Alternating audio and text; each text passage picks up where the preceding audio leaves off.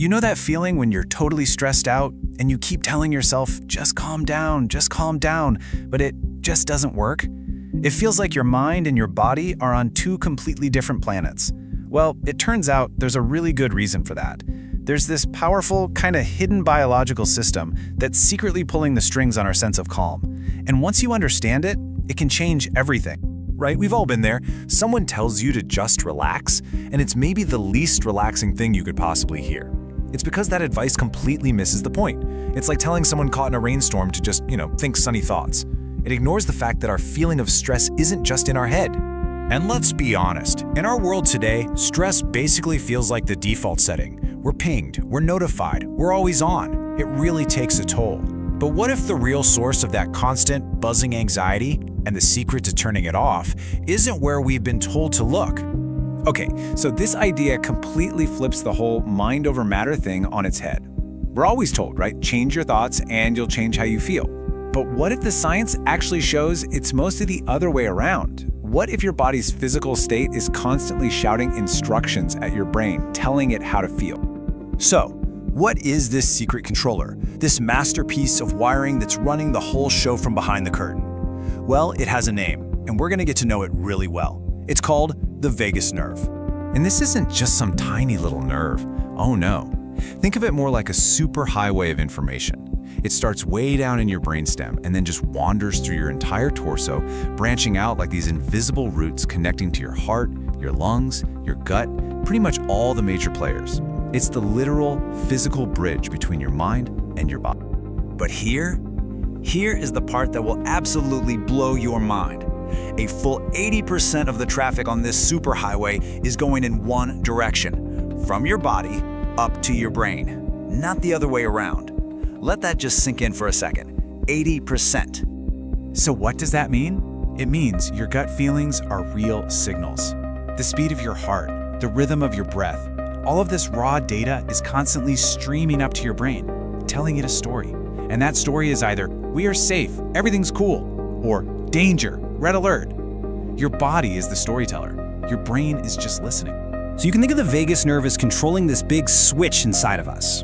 And this switch flips us between two totally different ways of being. Let's call them survival mode and serenity mode. This is where we get into something called vagal tone. It's basically just a way of measuring how healthy and responsive this whole system is. Now, when your vagal tone is low, you're stuck in survival mode.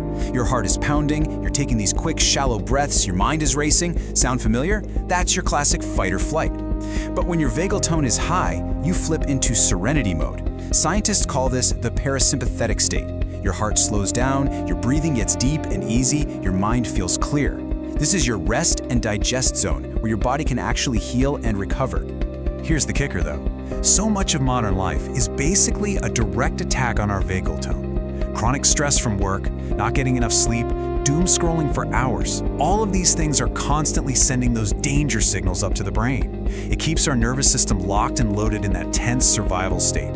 And this isn't just in your head. This is a real physiological state that's linked to things like anxiety and even chronic inflammation. Okay, but here is the good news, the really empowering part. This is not a life sentence. You can actually actively influence your vagus nerve. You can strengthen it. It's like learning to tune an instrument. You can literally tune your own nervous system and learn to shift it out of stress and into calm. So how do we do it? Well, you can't just talk to it with your thoughts. You have to speak its language, the language of the body. And there are some incredibly simple but profoundly powerful ways to send a direct message to this system. The most direct line you have is your breath. Specifically, one little trick: make your exhales longer than your inhales. That's it. A long, slow exhale is a primitive biological signal that tells your entire nervous system, hey, we're safe, you can power down. It physically stimulates the vagus nerve and starts that shift toward calm. And this quote just says it all, doesn't it? You can't just think your way into being calm. You have to create the physical conditions for calm to happen. You have to send your body a memo that proves it's safe enough to finally relax. And check this out, there are other really cool ways to send that "we're safe" signal. Humming or singing or even chanting literally vibrates the vagus nerve right where it passes through your throat. It's like a little massage for your nervous system. Splashing cold water on your face? That triggers something called the dive reflex, which instantly slows your heart rate. And even just safe, genuine human connection, that feeling of being seen and understood, helps our nervous systems regulate each other. So when you start to practice these things, even in tiny ways, life starts to feel different. It's not that the stress goes away, but you build a system that can actually handle it without short-circuiting all the time. And this is so important. The goal is not to become some emotionless robot. It's about building a nervous system that's flexible and strong, one that allows you to feel all your emotions, but without letting them hijack the whole system. It's about being able to face challenges from a place of being grounded and centered. When you boil it all down, it comes back to this one simple, profound truth. We put so much effort into trying to quiet our restless minds, but true mental peace, that's just a side effect of physical safety. You convince your body that it's safe, and your mind will follow its lead. So your sense of well-being isn't just luck of the draw. It's a skill you can actually learn. It's a system inside your own body that you can work with. The only question left is, how are you going to practice it? What's one small thing you'll do today to tune your nervous system?